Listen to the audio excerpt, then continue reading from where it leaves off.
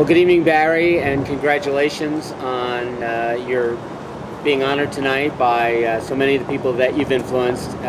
It saddens me that I can't be with you tonight and joining in the festivities and having fun with all of your colleagues. I'm in New York with 3 of our students who've been named as Minority Students of the Year by the AAF, and so I'm in Manhattan, where I'm sure it's very, very bitter cold tonight. So take comfort in the fact that you're in beautiful Florida, enjoying the warmth of your friends as well as the temperatures there. My experience with Barry actually goes back to the late 1980s. That's when I became a doctoral student in the program in psychology, and by the time I had entered the program, Barry was already a well-established psychologist and had already received many honors and awards. And he was in somewhat of a transition phase, I think, at that point, as he was moving from sort of the basic impression management research that he had been doing for many years and moving into studies of accountability and sort of the more pro-social aspects of impression management. And so it was a very exciting time for me because he had both the incredible body of work that he'd established in impression management and the new work that he was doing in accountability.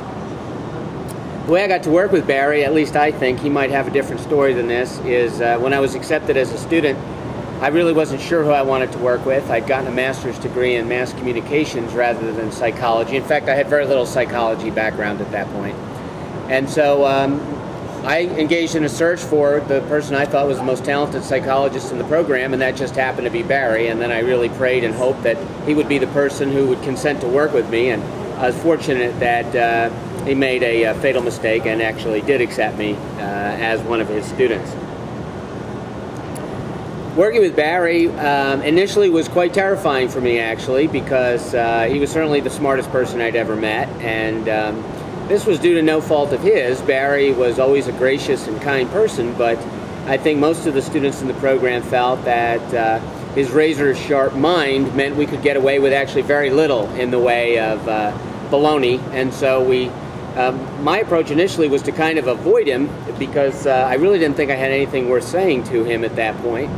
But Barry actually encouraged me to come by, and this became ultimately the hallmark, I think, of Barry as a mentor, was his willingness to give of himself and his time and to act as a mentor, not just a teacher.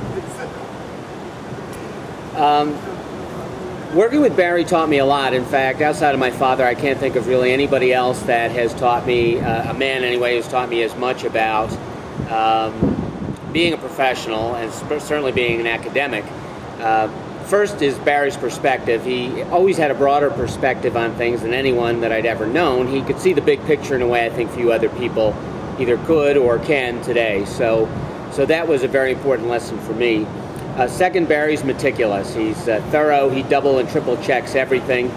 There's no way that a manuscript or a data set was ever analyzed or sent out without Barry being sure it was as good as it could be, and I think that was a very important lesson for me. Despite all of Barry's strengths as a scholar, he influenced me just as much as a teacher, both as a teacher of undergraduates, because he was a phenomenal classroom teacher in very large classes, also because he was so inspiring in seminars. Barry inevitably got us presenting our ideas, even arguing among ourselves as vigorously as we could, and he always seemed to enjoy that very much. And I think that's, in the end, because Barry considers ideas to be very important things, and that's again something I really feel like I learned from him.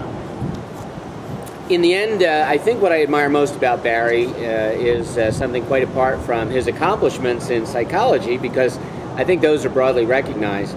What I admire about Barry is the kind of person that he is. First, a very deeply principled man who takes ideas seriously and takes principles seriously, and I think we've seen that in the research that he's done over the last few years. And second is perspective. You know, in the end, Barry must have said to me 100 times that at the end of the day, what was really important to him was his family, and that includes, of course, his wife Pat and his children, Christy and David. And you know, that perspective on life was really important for me, especially as a father in graduate school raising a young son. I'll always be grateful for the things that Barry has taught me and the perspectives he's shared with me. And I'm always grateful to count him among my closest friends. So Barry, I'm sorry I'm not there tonight. I hope this evening is a special one for you, and I look forward to seeing you when I get back from New York. Thanks very much.